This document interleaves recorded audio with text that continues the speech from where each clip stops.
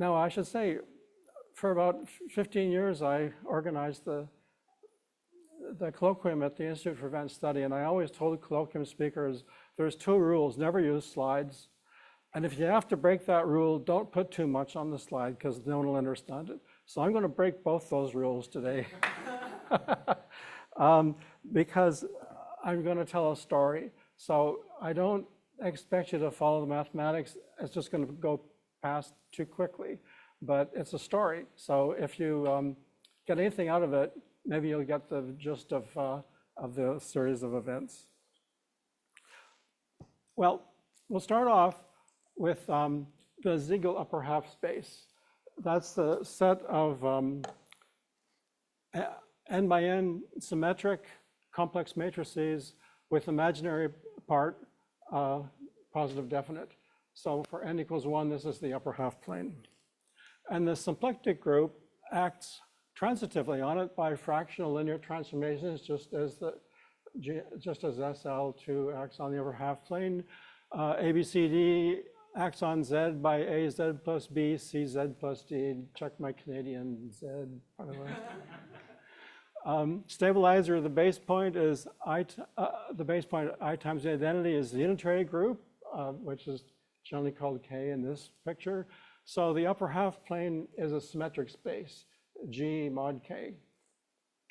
And let's let gamma be the integer symplectic group, SP 2nz, and divide by that, and you get a locally symmetric space X.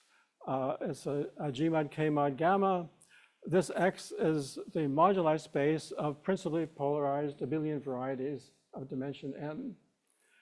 And for n equals 1, it's the moduli space of elliptic curves that people know. It's a finite dimensional, smooth Riemannian manifold. It's complete and has finite volume, and I just lied. It's not quite a manifold. It has a couple of torsion points, which are orbifold points. But that's as the lies go in this talk, that was pretty minor. It's easily fixed. There'll be many more serious lies in the future. But if I make things precise, then no one will ever understand anything.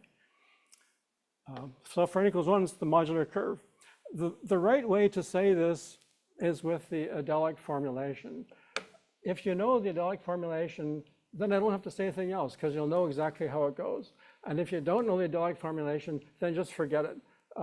This description is easier, and it'll take you a while to learn the adelic formulation. But the adels gives a very elegant way to describe these spaces in a way that makes them amenable to representation theoretic techniques and also number theoretic techniques where you can separate what happens at different primes. The discrete group point of view doesn't do that, but it doesn't matter. That's not going to be part of my talk, really. There are lots of G mod K mod gammas. I wasn't going to show this slide, but I decided, what the heck, I may have time for it. So if G is the SL2R, there's a rational form, SL2Q. The symmetric space is the upper half space, upper half plane. The quotient G mod K mod gamma is the moduli space of elliptic curves. And sections of vector bundles on this space are called elliptic modular forms. SP2NR, as I just mentioned, has a symmetric space, which is the Siegel upper half space. The G mod K mod gamma is the moduli space of principally polarized abelian varieties. Sections of vector bundles on this space are called Siegel modular forms. SL2R to the N, if you take the right rational form, if you don't know the restriction of scalars, don't worry about it, but there's a certain rational form you have to take. Then the symmetric space is n copies of the upper half plane, and the G mod K mod gamma that you get is the moduli space of abelian varieties with real multiplication. So here L is a totally real number field, And the G mod K mod gamma is the modular space of a billion varieties with real multiplication. Sections of vector bundles on this space are called Hilbert modular forms. For SU2-1, there's a rational forms of it. The symmetric space is the complex two-ball. The G mod K mod gamma is the moduli space of a billion surfaces with complex multiplication by this E, which has to be a quadratic imaginary number field. Sections of vector bundles of this space are called Picard modular varieties. For O219, there's a symmetric space that's a bounded symmetric domain. It's a little complicated to describe, but this G mod K mod gamma is the modular space of K3 surfaces. And who knows what modular forms are called in this case? I don't know. K3 modular forms, maybe, I don't know. For GLNR, the symmetric space, Pn is the space of positive definite symmetric matrices. The G mod K mod gamma, in this case, gamma is GLNZ. The G mod K mod gamma is the moduli space of Riemannian tori. That's compact real tori with an invariant Riemannian metric. Modular forms for this space are called GLN modular forms. For PGL2, the symmetric space is hyperbolic 3 space, and there are appropriate G mod K mod gammas out of this, which are hyperbolic 3 manifolds, which parameterize a billion varieties with anti-holomorphic multiplication. So this last, and sections of vector bundles in this space are called Bianchi modular forms. This last is some work I did with Tai, Youngsheng Tai, about 10 years ago, and we never really published that because Tai told me finally I'm getting too old for this stuff, and so it's sort of in limbo, but someday I hope it'll get published. Anyway, the point is there are lots of G mod K mod gammas. This is just a small sample. Of course, there's infinitely many, but some of your favorite moduli spaces are not G mod K mod gammas, like the moduli space of curves is not a G mod K mod gamma. It's more complicated, believe it or not. But okay, these last two, everybody on this list except for the last two are complex algebraic sets. The last two are real. Sorry, I'm not sure about K3s. At least the first three are complex algebraic. Okay, Hecke correspondences. So we go back to the symplectic group. If you take an element, a rational element, H, in SP2NQ, it defines Hecke correspondence. Construct a new discrete group, which is gamma intersected with H inverse gamma H. This has finite index in gamma.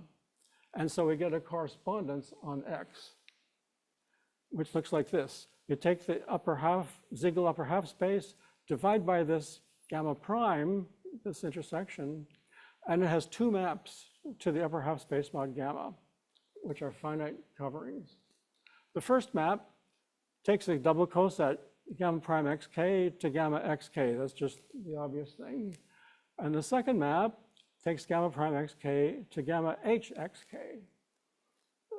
And you have to check this is well defined, but that's because gamma prime is defined as intersection with the conjugate of h. Both of these are finite coverings.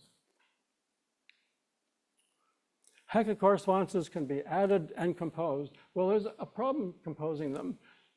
When you compose another one with, for say, an element G, you're going to get a new arithmetic subgroup, gamma prime prime. And so when you start composing these Hecke correspondences, the arithmetic subgroups start collecting and getting smaller and smaller, and it becomes a nightmare to try to keep track of them, which is one of the reasons you should use Adels, because in the Adelic language, it's all just very simple. It's just an algebra. But anyway, there's a whole Hecke algebra of correspondences. A finite dimensional representation of the group G gives a representation of gamma, because gamma is a subgroup, and so we get a local coefficient system. on the Siegel space crossed V over gamma. And then there's something called smooth differential forms on this G mod K mod gamma.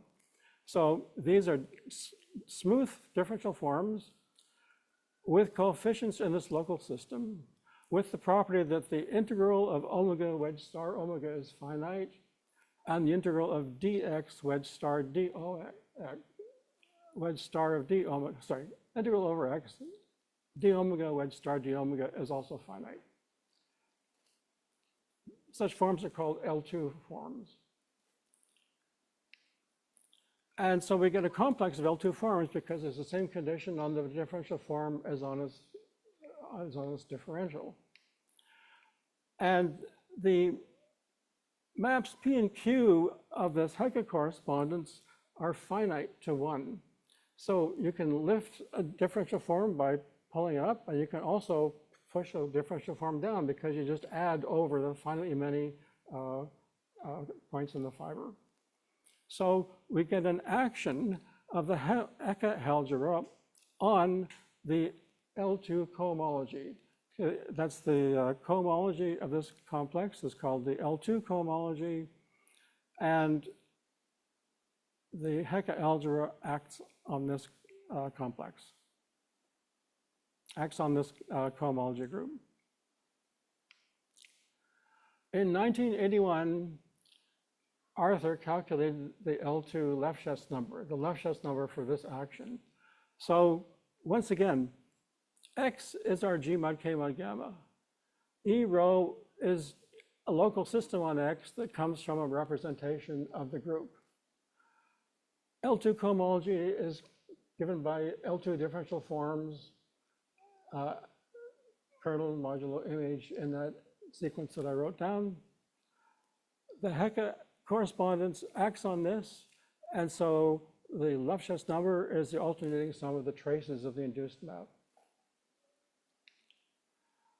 And Arthur in 1981 explained that he expressed this L2 Lefschetz number in terms of multiplicities of discrete series representations that occur in actually not L2, X is L2 of G mod gamma, and he gave a formula for it. And here's the formula.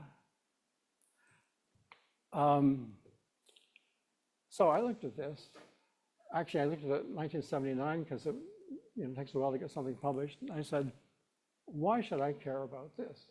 Here's an analytically defined cohomology theory on a space I don't know anything about, and it uses L2 in its definition. Why don't we use L3 or L17 or something? And then the answer is some god-awful formula involving things I don't even know what they are, like these parabolic subgroups, elliptic elements, discrete series characters, adelic orbital integral.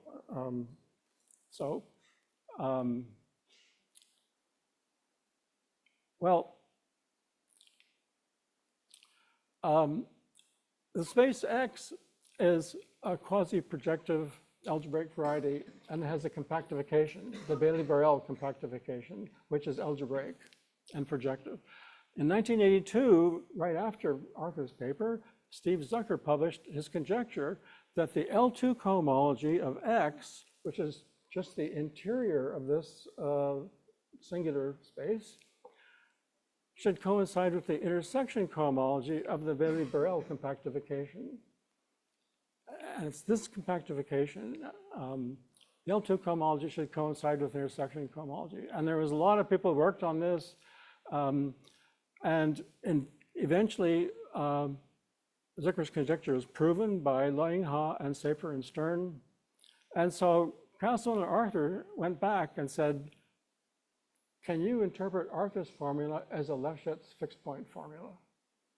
So, because here there's a space, the Hecke correspondence extends to the Bailey-Borel compactification. Here's a space with a correspondence on it, and the alternating sum of the traces then would be the Lefschetz number of the action of this object topologically whereas on the left side, Arthur had a purely analytic expression for the L2 Lefschetz number.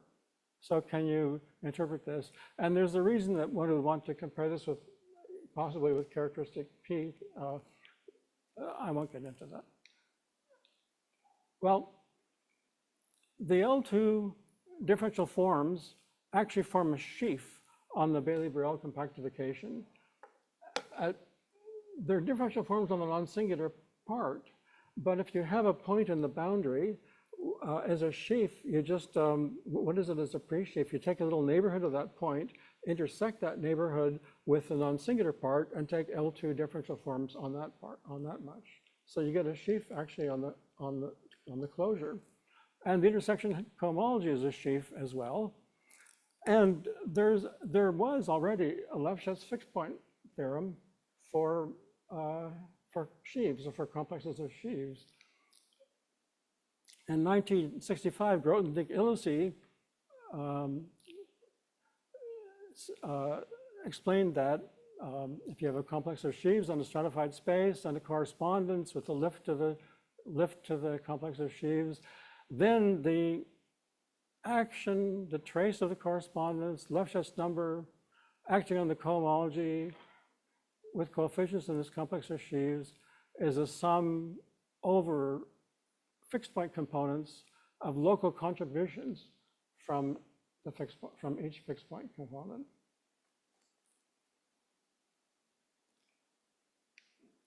And the theorem is that the local contributions are locally determined. So I spent weeks trying to read this paper and figure out, okay, I mean, if we're going to apply this to intersection cohomology and to a Hecke correspondence, we've got to understand what they got for the local contribution. And I couldn't make any sense out of it. It was all derived category stuff, which I didn't know at the time. And in fact, nobody did, because there was nothing written about it. You had to be born in France, basically, to know these things. And it looked pretty hopeless. So I would just like to go back to this formula. This is the formula that started this project, Arthur's formula, and we're trying to interpret it as a Lefschetz fixed point formula. So I want you to remember this, because we're going to come back to it. Okay.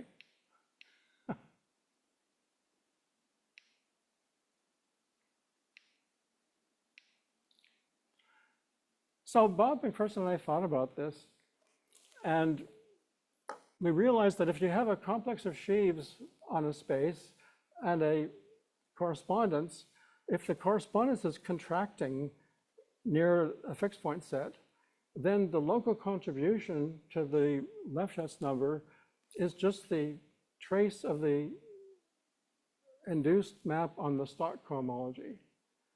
So it's a very simple formula. Like if let's say it's just a single fixed point, what is the contribution? You look at the stock cohomology at that point. The correspondence gives a self map, takes the alternating sum of the traces of that. We also figured out that, oh yeah, by the way, that's for contracting fixed points. The same thing applies to Frobenius. Well, Frobenius is contracted because its differential is 0 in characteristic P. I don't know if that's right or not. But anyway, the same thing applies to Frobenius. We also realized that if you have an expanding fixed point, then the Lefschetz number, the local contribution to this local contribution from that fixed point is the alternating sum of traces of the induced map on the stock cohomology with compact support. In other words, you take the point which is fixed, take a little neighborhood of it, take the cohomology of the sheaf with compact supports of that neighborhood, and then take the alternating sum of traces. So we made a guess. Oh, I should say, Langlands actually, in 1973, in this big Antwerp article, states states this without any proof in the one-dimensional case. I have no idea how he thought of this, but in the one-dimensional case, he says, well, in this case, you have the trace on stock cohomology. In this other case, you have the trace on compact support cohomology, and he just stated it and didn't give any evidence for why it's true, but he was right, of course. And in 1977, Ilussi gave a proof in the one-dimensional case, which is 30 pages long or something.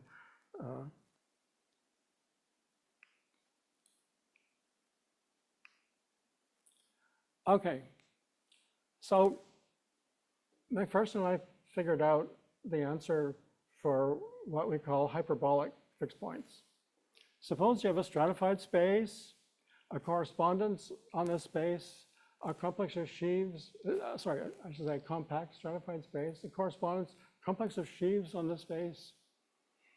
And suppose that a component of the fixed point set has a hyperbolic neighborhood.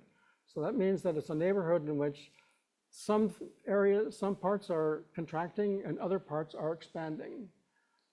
Then the local contribution to the Lefschetz fixed point formula for that fixed point component is the Lefschetz number of the induced map on the cohomology of that neighborhood that's compactly supported in the expanding directions. So in the expanding case, it's compact support cohomology. In the contracting case, it's stock cohomology. In the hyperbolic case, it's half and half. It's the cohomology, which is compact supported in the expanding directions. And I'll just tell you why. So you've got a fixed point component in the space and a sheaf on the whole space.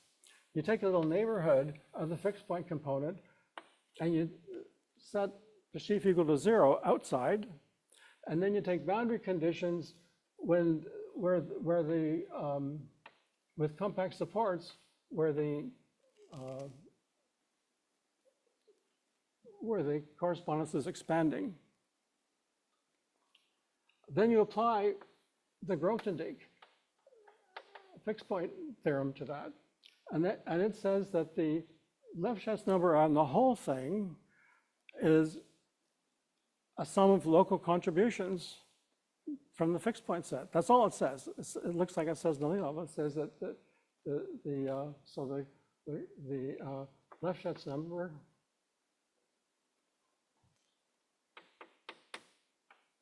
on the cohomology of this set U with coefficients in this sheaf, which is now kind of truncated,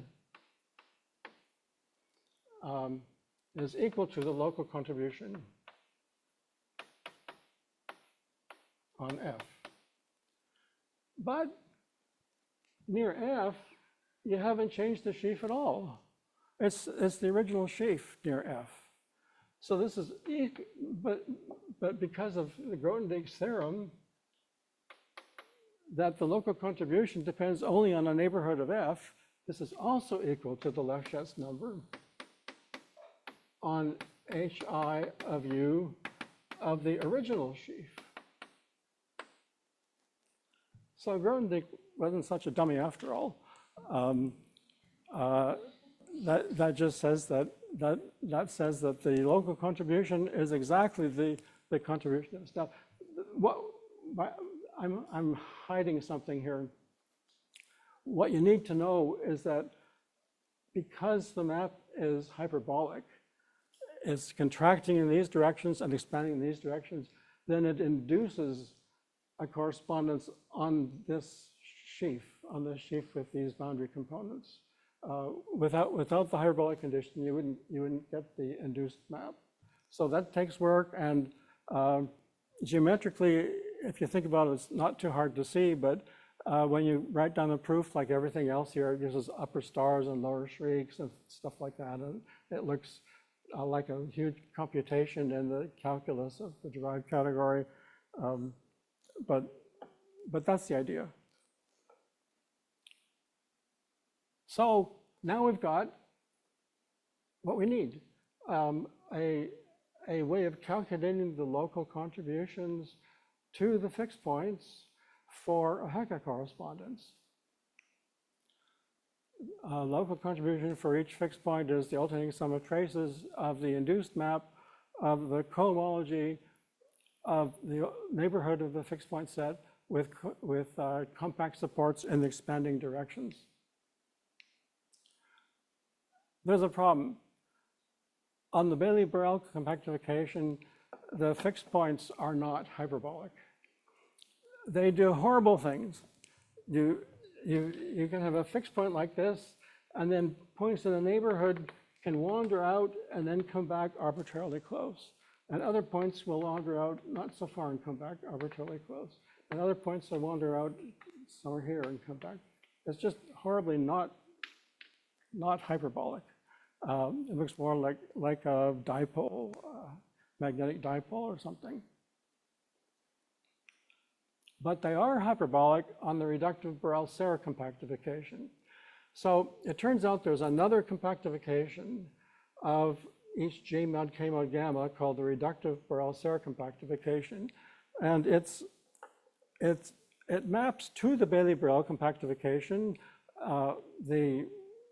Both compactifications are the same symmetric space. So the symmetric locally symmetric space is mapped isomorphically, but the boundary components map in a stratified way.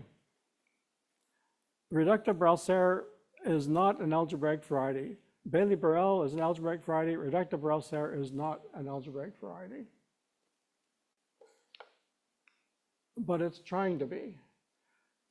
It has a mixed Hodge structure. Many of the property of algebraic varieties it seems to exhibit.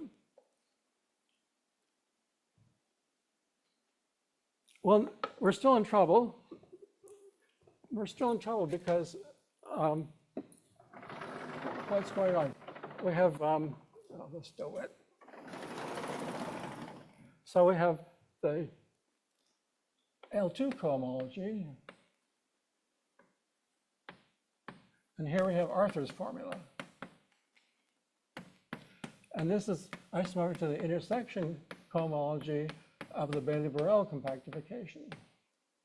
Okay, but this, although the Hecke correspondence extends, it's not hyperbolic. And over here we have the reductive Borel-Serre compactification, and here we have a good Lefschetz formula.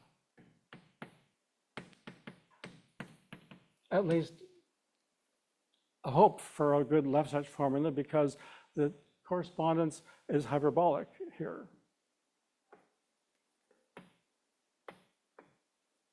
So we made a guess.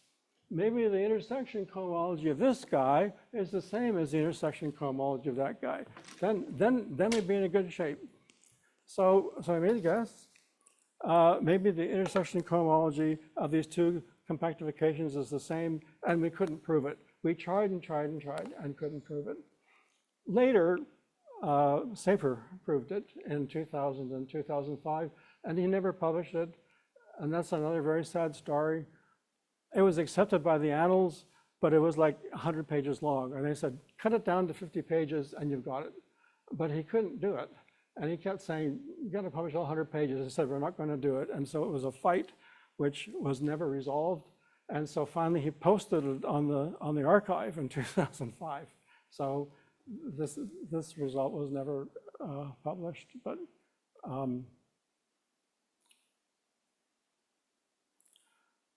we didn't have that.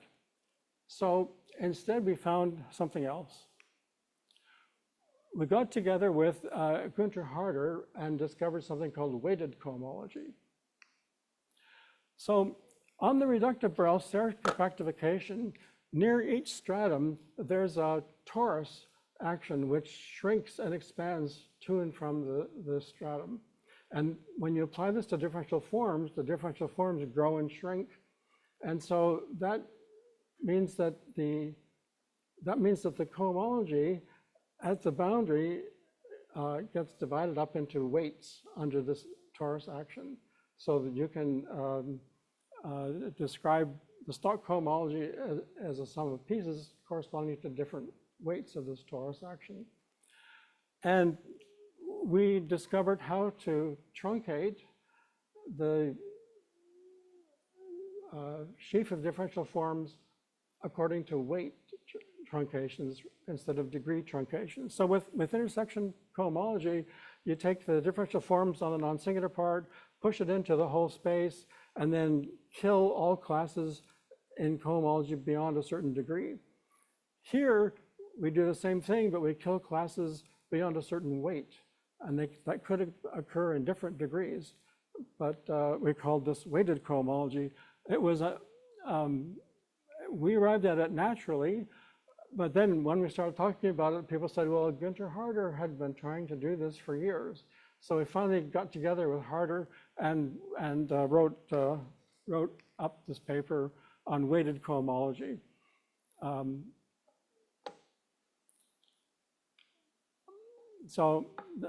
we were able to prove that for the reductive Borel-Serre compactification, there's a middle weight, and the middle weighted cohomology is isomorphic to the intersection cohomology of the Bailey-Borel compactification. So over here, we have weighted cohomology.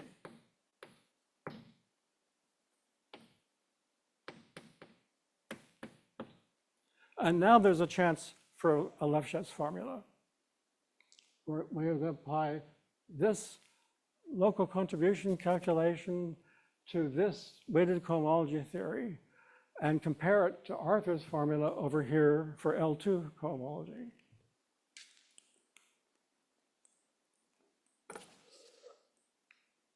At this point, we should have a Lefschetz formula. So before I say what we got, let me say a few more words about weighted cohomology. Weighted cohomology is defined for any G mod K mod gamma, not just for the Hermitian ones where you have algebraic quotients, but even for the non-Hermitian ones like GLN symmetric spaces. It's a complex of sheaves on the reductive Borel-Serre compactification. It has a rational structure. Although I've been describing it in terms of differential forms, which means that the cohomology groups would be real vector spaces, we made a construction which also gives rational vector spaces. In particular, this implies that the eigenvalues of Hecke operators will be algebraic numbers because the Hecke operator will act as a matrix with rational coefficients, and so its characteristic polynomial, the roots of its characteristic polynomial will be algebraic numbers. There are many weight cutoffs. If you take the smallest weight cutoff, you just get the cohomology of the original symmetric space, just the interior. If you take the biggest weight cutoff, you get the cohomology with compact supports of the symmetric space. If you take the middle weight cutoff, in these Hermitian cases, you get the intersection cohomology of the Bailey-Borel compactification. If you take the middle plus epsilon cutoff, then you get something which we would call tempered cohomology. And no one's investigated this. It's got to be interesting because tempered automorphic forms are absolutely essential in everything that happens in Langland's program. So I believe this is a very interesting object to look at. I'll just remark the cohomology of the compact support is contained in the L2 cohomology, is contained in the full cohomology. This is not obvious because it's obvious that the differential forms are contained this way, but it's not so obvious that the cohomology is. Is there a representation theoretic interpretation of these other weighted cohomology groups? There's certainly a GK cohomology representation, GK cohomology interpretation, but something like discrete series, I'm not sure. Is there a spectral or Eisenstein decomposition for weighted cohomology? I don't know. Do tempered automorphic forms correspond to this tempered cohomology? I don't know. even in the non-Hermitian cases, there are self-dual theories. There are weight cutoffs which give you self-dual theories. Those should be investigated. They're probably very interesting. Do weight cutoffs form a T structure? I don't know. I don't know how to possibly. I mean, they should, but I don't know. If you don't know what a T structure is, don't worry about it. You can do the same thing with toric varieties. Near each boundary stratum on a toric variety, there's the torus acts. And so you can define weights in the cohomology of the stock cohomology at points in the boundary. But those weights also correspond to degrees. So weight cutoff is the same as degree cutoff. And so you just get intersection cohomology back again. So nothing new for toric varieties. Okay, back to the Lachaise fixed point formula. So we do this. We calculate on the reductive Borel-Serre compactification what you get. Now that we have a way of calculating the local contribution at each fixed point component. Oh yeah, there's a remark on counting fixed points in order to explain this formula. Remember, our correspondence is Ziegel space mod gamma prime mapping to Ziegel space mod gamma in two different ways.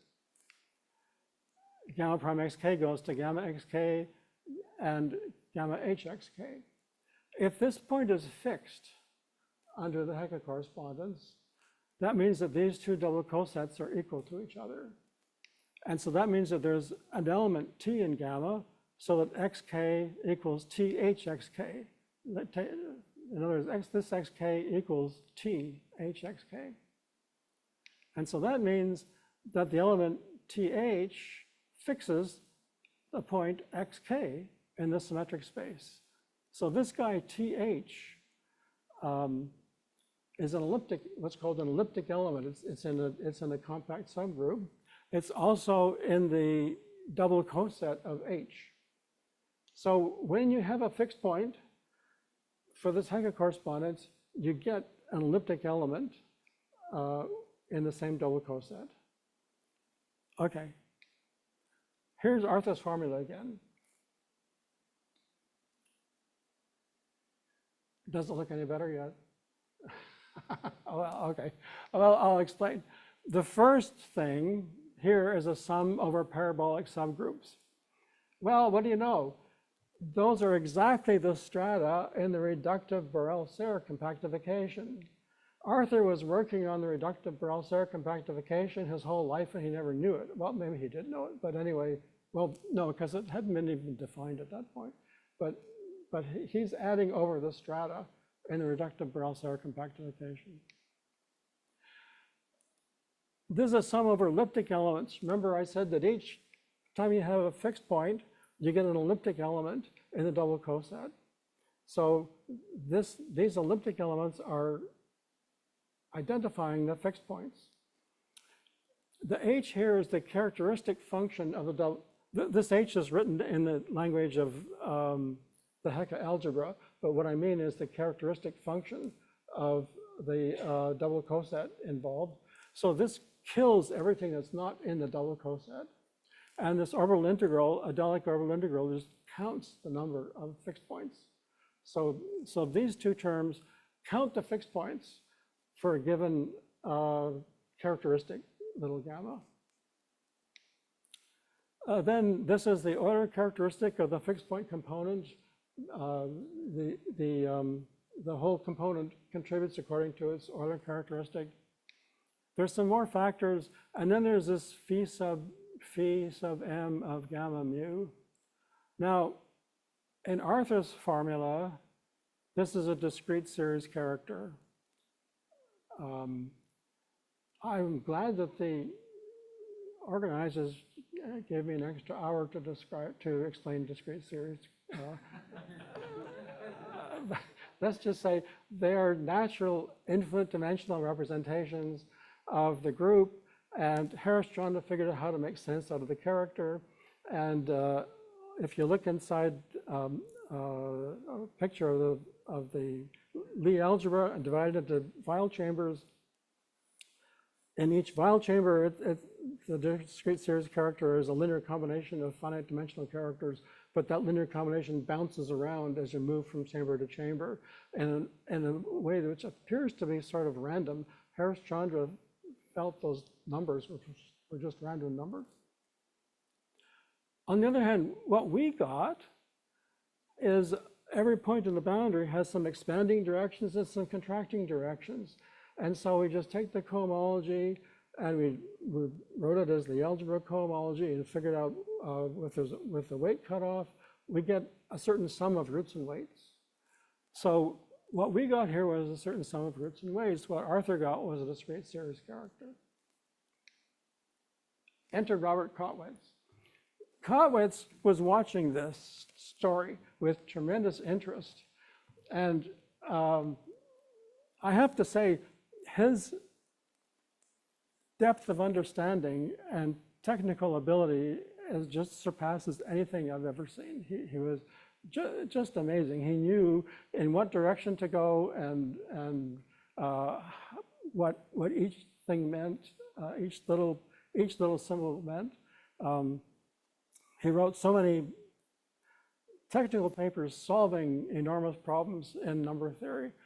And I remember at one point, we were talking with him and Bob said to me, like, we've got to keep Kottwitz interested in this, because if he loses interest, it's game over. So anyway, Kottwitz looked at this situation where Arthur has a discrete series character and we have roots and weights, and he said, you know what, you must be getting a new formula for discrete series characters. And so we sat down with Kottwitz and we worked it out, and sure enough, we had a brand new formula for discrete series characters from this construction. Now I should say, so then we published it in the Duke Journal, discrete series characters, and the left side's formula for Heck operators. This also has the final formula that we had worked out on the reductive Borel-Serre compactification. So I should say, by the way, Rebecca Herb had previously had a recursive formula in terms of what she calls two structures, which are sort of reduction to rank 2 groups. We did not know at the time and could not figure out what her formula had to do with ours, but ours certainly gave a new construction for discrete series characters. Well, the result is that the same formula works for any weighted cohomology theory on any G mod K mod gamma, Hermitian or not. It's the same fixed points. You count them exactly the same way. The only difference is that last term, phi sub m of gamma, that last term of Arthur's, which is a sum of roots and weights. You get a different sum of roots and weights for different groups and different weighted cohomology theories, but all the rest of the formula is the same.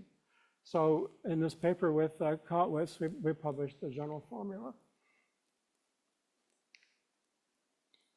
For example, for different weight cutoffs, if you use the weight cutoff that gives a full cohomology, then the discrete series character gets replaced just by the ordinary character of the representation E.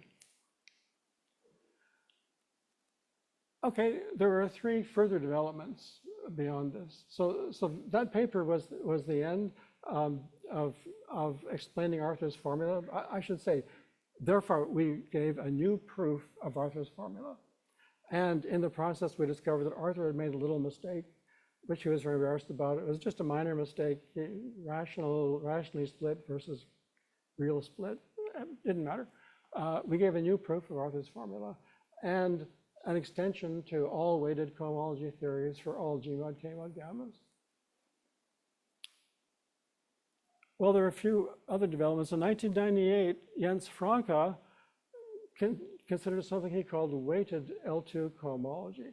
He defined a weight function for each character of the maximal torus and constructed a sheaf of weighted W lambda plus log weighted L2 functions on G mod gamma. And then using GK cohomology, he constructed a cohomology theory. He called it